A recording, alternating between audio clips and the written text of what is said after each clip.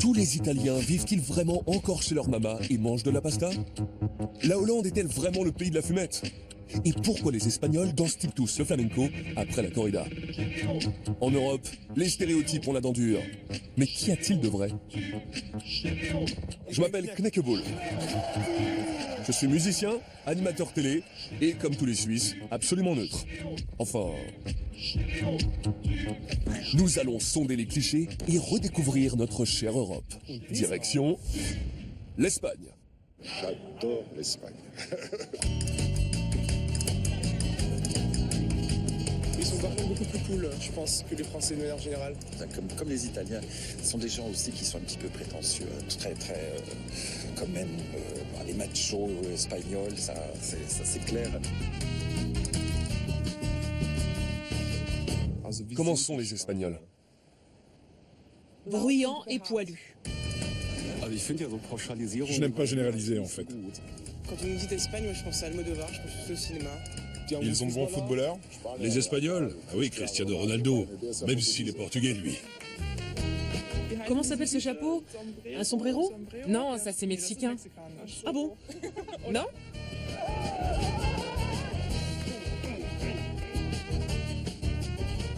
Majorque. Les tacos, les nachos. Ah non, ça c'est mexicain. C'est terriblement stéréotypé tout ça. C'est très stéréotypé. Les préjugés sur les Espagnols. Ils dansent le flamenco? Ils parlent fort, chantent, dansent. De vrais fêtards. J'adore le flamenco. Le flamenco. Je me rends donc dans la capitale du flamenco, Séville.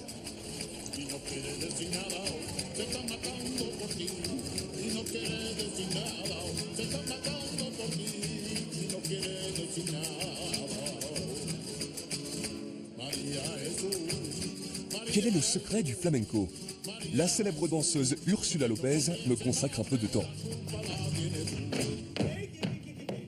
Avec Ursula, pas de théorie. J'ai droit à un cours de danse direct. Bonjour. On en fait 3.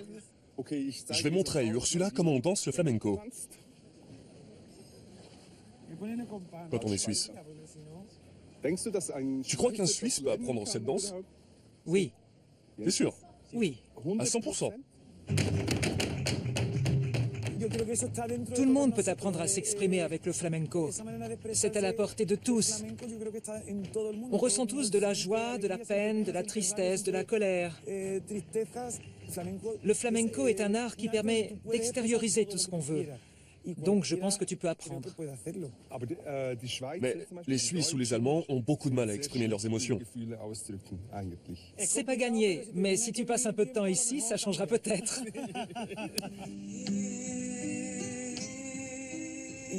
Je sais que c'est compliqué, mais on va essayer un style facile, la bulería. C'est facile. Très. Il faut lever les bras, et avec la jambe droite, on fait comme ça. C'est ça, oui. Tiki, tiki, tiki, ta. Taca, taca, taca, ta. 7, 8, 9, 10. 1, 2, 1, 2, 3. Tiki, tiki, ta, tiki, tiki, tiki. ¡Vámonos! Ta, tiki, tiki, tiki, tiki, tiki. Les Espagnols ont tous un peu de flamenco dans le sang.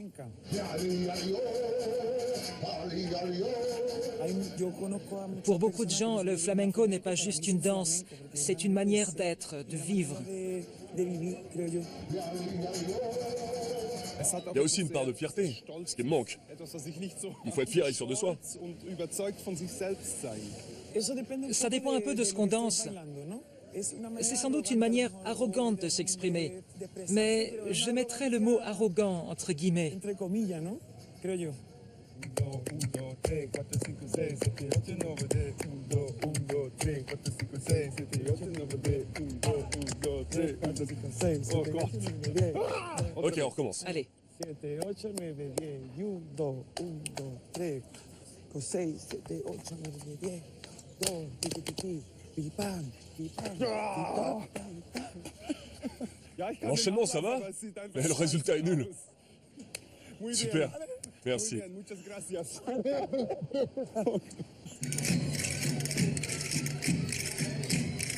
En faisant un crochet par Majorque, je découvre d'autres danses.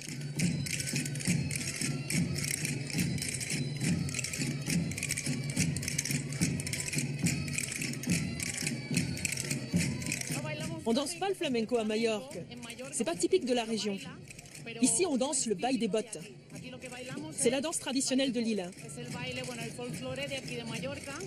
Quand nous participons à des festivals européens ou internationaux, beaucoup de gens nous disent « Ah, des Espagnols! Olé olé, flamenco !» Eh ben non, c'est plutôt typique de l'Andalousie. Ils parlent fort, ils font la fête. Ils parlent très vite. Ils parlent très vite. Ils parlent vraiment très vite et fort, pour le coup. Ils sont un peu lâchés, un peu... Qui aiment bien parler, Ils parlent assez vite. Plus vite que les Allemands. Avec juste quelques notions d'espagnol, aucune chance de les comprendre. Si les Espagnols parlent vite, certains en font même leur métier. Assez. Oui. Du hip-hop avec une touche de flamenco. Est-ce que les Espagnols parlent vite? Je ne sais pas. Pas tous, je pense. Mais en Andalousie, dans le sud, on parle très vite. Et je me suis mis au rap quand j'étais petit. J'écoutais du rap parce que les Américains avaient des bases aériennes ici. Les soldats américains qui stationnaient là faisaient du rap. Je pense que je suis d'accord. Moi aussi.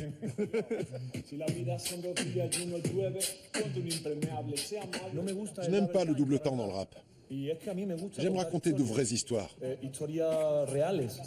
Donc le double temps ne me convient pas. Même si on dirait du double temps parce que je parle très vite. Tu vois ce que je veux dire?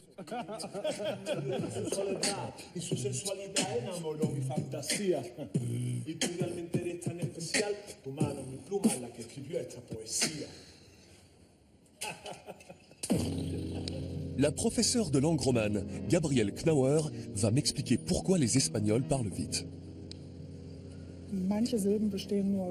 Certaines syllabes se composent seulement d'un son et bien souvent d'une voyelle. Les voyelles sont bien plus faciles à produire, si bien que les Espagnols prononcent beaucoup plus de syllabes par seconde que les Allemands. Et puis souvent, ils font des pauses. Et ils meublent ces pauses par de petits mots comme « bueno » avant de se remettre à parler plus vite pour compenser le temps qu'ils ont perdu.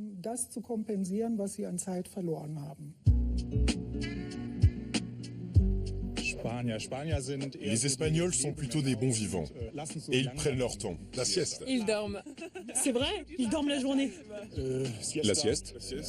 La siesta puis la fiesta. Qui mangent tard, qui se lèvent tard.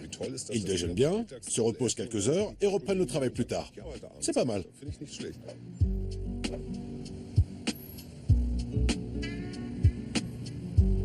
Un corps d'Helvète n'est pas fait pour ces températures.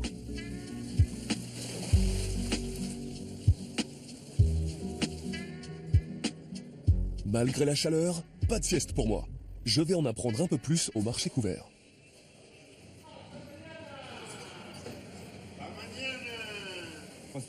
Vous aussi, vous faites la sieste? Parfois oui, parfois non. Pourquoi? À cause de la chaleur. L'après-midi, entre 2 et 5 heures, la température à l'extérieur est insupportable. Du moins en Andalousie. Vous dormez pendant la sieste? Pendant la sieste, on fait... Quoi?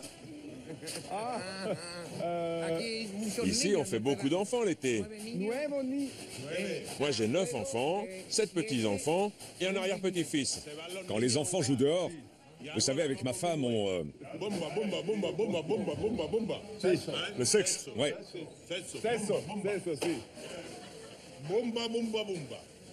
C'est la vie. Tous les jours.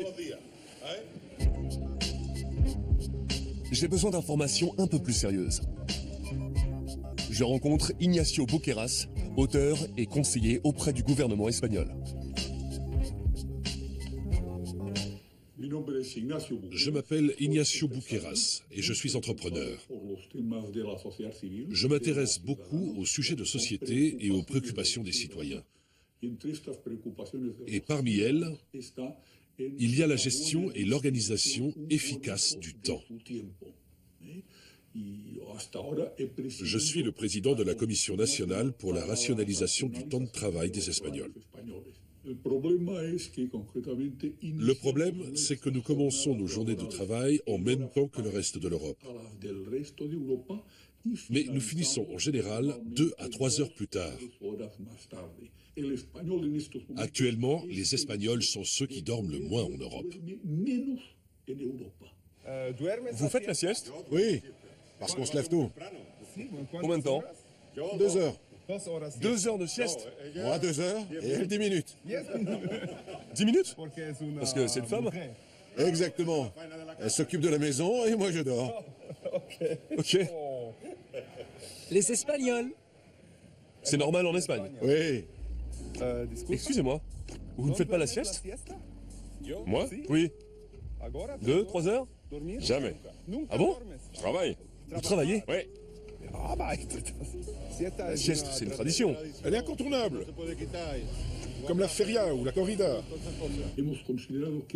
Nous pensons qu'il est important de changer nos us et coutumes. Nous recommandons une sieste de 10 à 15 minutes. Nous estimons que cela suffit amplement à recharger les batteries pour le reste de la journée.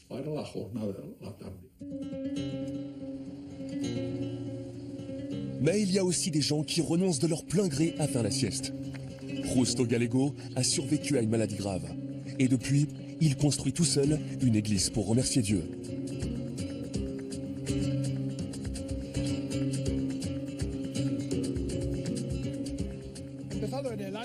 J'ai commencé en 1971. Bien sûr, je demande de la force au Christ, mais j'ai fait le plus gros tout seul. Ça fait 50 ans que je travaille ici tous les jours, sauf le dimanche, bien sûr. Saint Pierre dit, celui qui ne travaille pas ne mange pas. Mais beaucoup de gens font le contraire. Ils mangent et ne travaillent pas. Je n'aime pas faire la sieste. On se sent encore moins bien après. C'est pour les gens qui ne veulent pas travailler. Je suis content. Ce que les autres pensent m'est égal. J'ai fait ce que j'avais à faire sur Terre. J'attends la mort. Je partirai avec elle et voilà tout.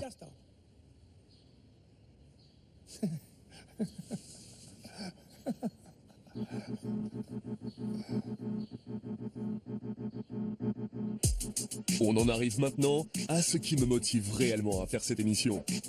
Il mange des tapas. Il mange des tapas. Des tapas, des petits bars. Les tapas. J'ai rendez-vous avec le chef du restaurant gastronomique Eslava.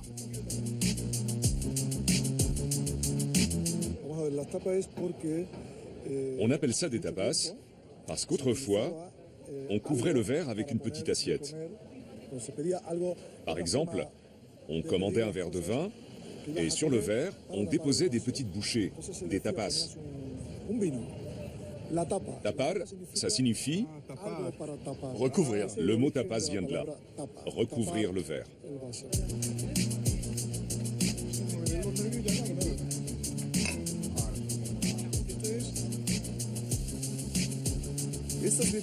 Les Espagnols mangent-ils vraiment beaucoup de tapas ou est-ce juste un cliché?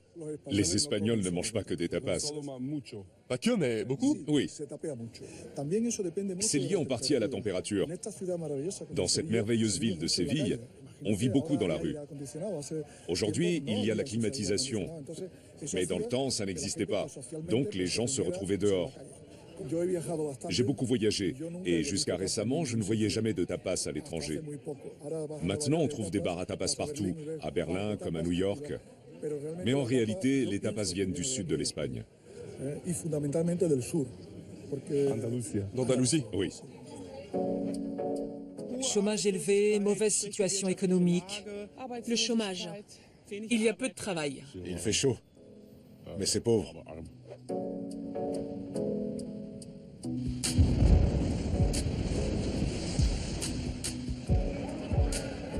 Toute l'Espagne souffre de la crise économique.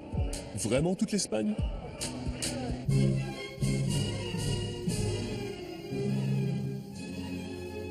Marinaleda est une petite enclave communiste en Andalousie.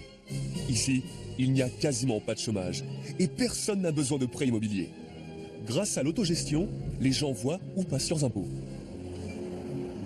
En me rendant chez le maire, je rencontre 2 de ses fans. Si j'ai bien compris, vous attendez le maire? Oui. On l'attend pour lui dire bonjour. Pourquoi? Parce qu'on aime beaucoup sa vision du monde et sa façon de le comprendre. Et sa manière de faire aussi. Donc, vous êtes une fan? Oui, un peu. Le maire Sánchez Gordillo est un révolutionnaire, toujours réélu depuis 1979. Il administre son village selon les principes communistes. Et il est surnommé le Robin des Bois de Marinaleda. Il y a tellement de voleurs, les banques et surtout le capital financier. Du coup, nous avons besoin de beaucoup de Robins des Bois. Quelle est la situation actuellement en Espagne? Nous avons malheureusement le plus fort taux de chômage d'Europe. En Andalousie, il est 10% plus élevé que dans le reste du pays. En Espagne, il y a près de 12 millions de pauvres. 2 millions? 12 millions. 12? Je suis activiste. Et je crois qu'il faut renverser le système de valeurs établi. Nous devons changer la société. À l'échelle mondiale et très concrètement ici, à l'échelle locale. Qu'est-ce qui différencie Marinaleda du reste du monde, du reste de l'Espagne? Nous avons conquis la terre par un combat non violent. Nous pensons que la terre doit être un bien public au service de l'humanité et destiné à produire des denrées alimentaires. Comme l'eau et l'air, la terre est un don de la nature qui ne peut appartenir à personne et dont tout le monde doit jouir.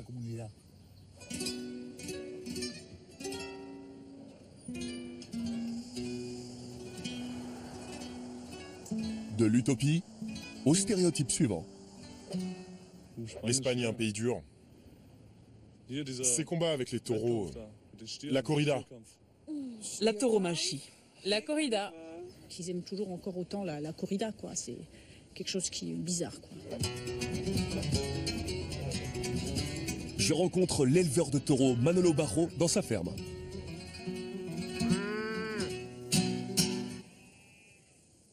Ils sont derrière moi.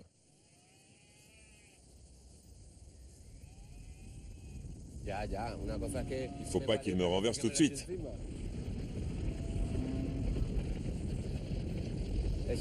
C'est tous les jours comme ça. Je suis matador depuis toujours. Depuis tout petit, je me bats contre des taureaux. C'est une ferme 100% écologique. Les taureaux vivent en totale liberté. Le mayoral et le vaquero viennent tous les jours pour s'occuper d'eux, leur donner à manger.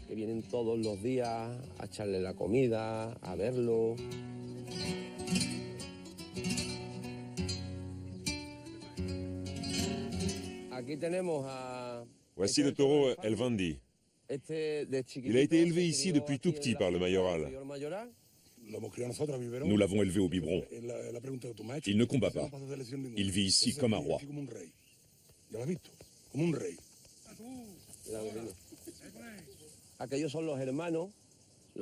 Là derrière, ce sont ses frères. Ils restent en retrait. Ils gardent naturellement leur distance. Mais si jamais on les embête, qu'on les provoque, ils se défendent. Ne s'attache-t-on pas aux animaux, comme à El Vandi? Ne préfère-t-on pas les garder? Quand on a un animal qui ne combat pas, on ne peut pas voir comment il se comporte et si on a bien travaillé. Leur plus grande satisfaction est que le taureau aille dans l'arène.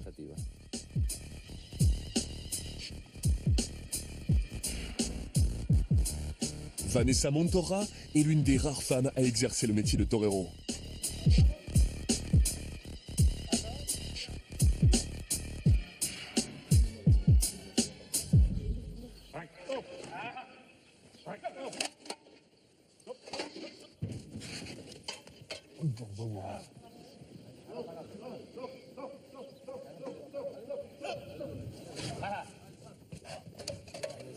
Oh shit. Je peux pas regarder ça, désolé.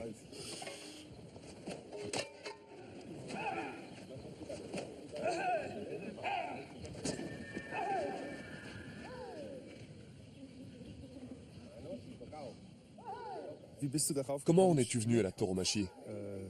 Comment est-ce arrivé dans ta vie? J'ai baigné dedans dès l'enfance. Ma famille vient du monde de la tauromachie. J'ai grandi avec la cape rouge du torero. Donc pour moi, c'est quelque chose de normal, entre guillemets. Je suis très comblée et très heureuse d'être une torera. Bien sûr, les toreros sont arrogants, orgueilleux et têtus. Si tu ne l'es pas, tu ne peux pas être torero, c'est impossible. Si tu combats bien, tu dois continuer. Si tu combats mal, tu dois continuer aussi, toujours. Mais qu'est-ce que les taureaux ont fait aux Espagnols? Quelle relation entretiens-tu avec eux? J'aime combattre lentement, sans brusquerie. J'essaie de créer de petites œuvres d'art. Le taureau est un animal qui vient des champs et avec lequel il faut produire de l'art en un temps limité.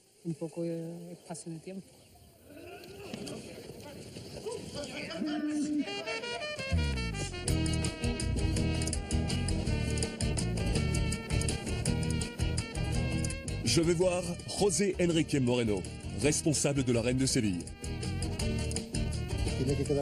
Que les choses soient claires. La corrida ne consiste pas seulement à combattre et à tuer un taureau. Il s'agit d'une création artistique. Pour moi, c'est le spectacle le plus authentique qui puisse exister. Au cinéma, on recommence jusqu'à obtenir la bonne prise. Dans l'arène, il n'y a pas de répétition. Tout ce qui s'y passe est authentique. D'ailleurs, le torero peut même perdre la vie en créant cette œuvre d'art.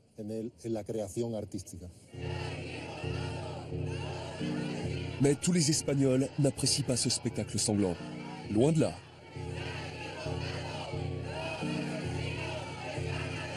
Je rencontre Javier Sanabria, opposant à la corrida et défenseur des animaux. Pour moi, ce qu'il y a de plus cruel et de plus paradoxal dans la corrida, c'est qu'on élève un taureau pendant 4-5 ans dans le seul but de le torturer cruellement pour divertir quelques personnes.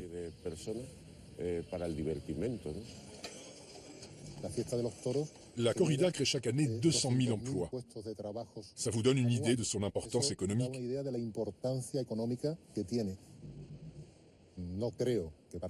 On n'est pas obligé d'aimer la corrida pour être un vrai Espagnol. Mais selon moi, quand on aime la corrida, on peut bien mieux comprendre et apprécier la culture espagnole.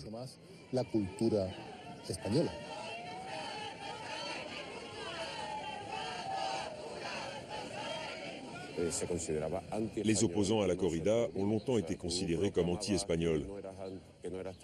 Non seulement on disait qu'ils n'étaient pas de bons Espagnols, mais on leur reprochait de ne pas être virils ni courageux.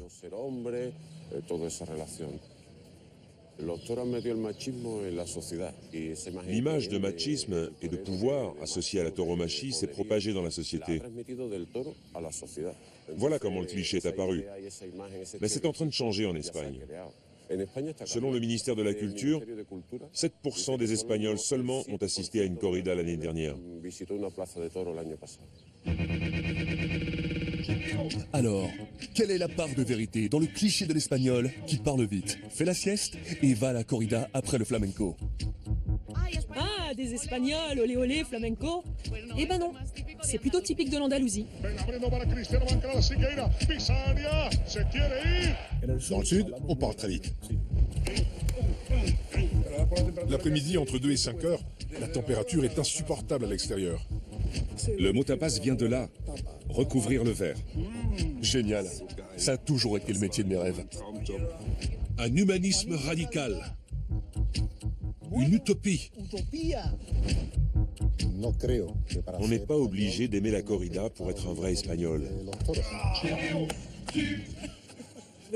Nous sommes allés à Barcelone et ce qui nous a frappé, c'est que cette ville était plus propre que Brême.